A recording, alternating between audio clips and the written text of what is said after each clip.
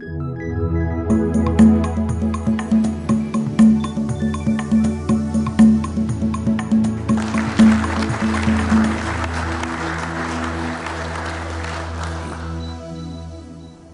of the first things when I go in and talk to a company, I always visit with the safety manager and I ask them one question. I said, what is your passion towards safety? Why are you in safety?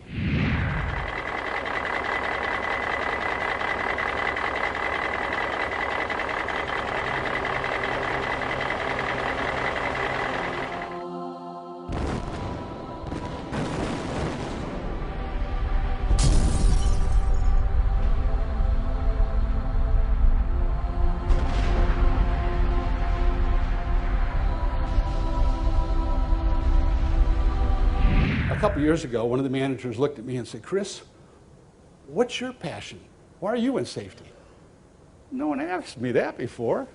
I had to think about that for a second, and I came up with it.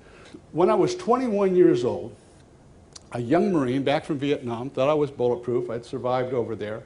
I was stationed in a beautiful island called Okinawa. And if you're going to appreciate Okinawa, you need to get a bike. You need to get a motorcycle so you can ride around. So I had a motorcycle.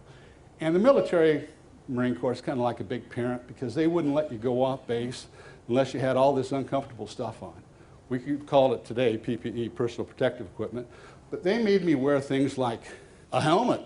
I mean, it's 104 degrees over there. The maximum speed limit on the island is only 35 miles an hour. You have to wear boots, and you had to wear a leather jacket, and you had to wear gloves. It was just a gorgeous day, and I thought I was really paying attention. I'm coming around a corner, and a semi-truck trailer was parked all the way across the street. So this is just flashing like this. So I'm thinking the only thing I could possibly do, I'll throw the bike on the ground and maybe I can slide underneath. Saw that in the movie once. I don't know if you can do it, but I threw the bike on the ground and the helmet is just grazing right underneath the semi. And then all of a sudden, bang, bang, bang, bang, bang, as my helmet hits the asphalt. I look back, and I've gone at least 60 feet past the semi before I stopped. My jacket had gone all the way through. It's called road rash. And my helmet had worn all the way through the fiberglass, all the way through the inner padding, and I just had a little tiny piece of cloth covering my ear. What this comes down to is thank goodness someone was looking out for my safety, because I could have easily been killed if I didn't have that personal protective equipment on. A safety attitude is always being aware of what could injure you or cause an accident. This is what you could be wearing. Now this cost about a penny because this whole roll only cost $1. This cost 12 bucks. Now your eyes, what are they worth? Priceless.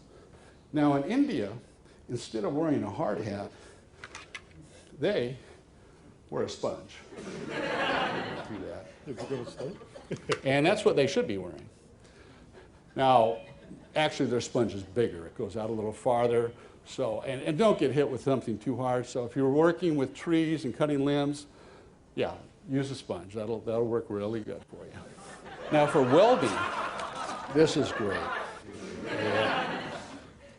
Yeah, in Indonesia, that's what they wear for welding. Now, eventually, when you're wearing that, two things can happen. One, it can catch on fire. That's always exciting. And you'll lose a little vision. So if you finally have lost your vision, you become the welding inspector at that point. When we talk about safety attitude and looking out for things that could cause us problems, there's also some behaviors that can cause us problems. And I'll talk about 3 of those. First, complacency. Have you ever driven somewhere and all of a sudden you look up and you're there? You go. The second one is anger. In a lot of accidents I've investigated, people come to work and they were angry at their spouse, at their significant other, at their child, or the person that just cut them off in the traffic. Third, being tired. When we're tired, we can't focus as well, and we take shortcuts. So if you leave the meeting today and you have developed a safety attitude, and you've developed that safety attitude because you are now more aware of those things that can cause injury to you or your loved ones, or cause accidents to you or your loved ones, then you're starting to develop that safety attitude. Thank you very much for your time. I'm Chris Harris.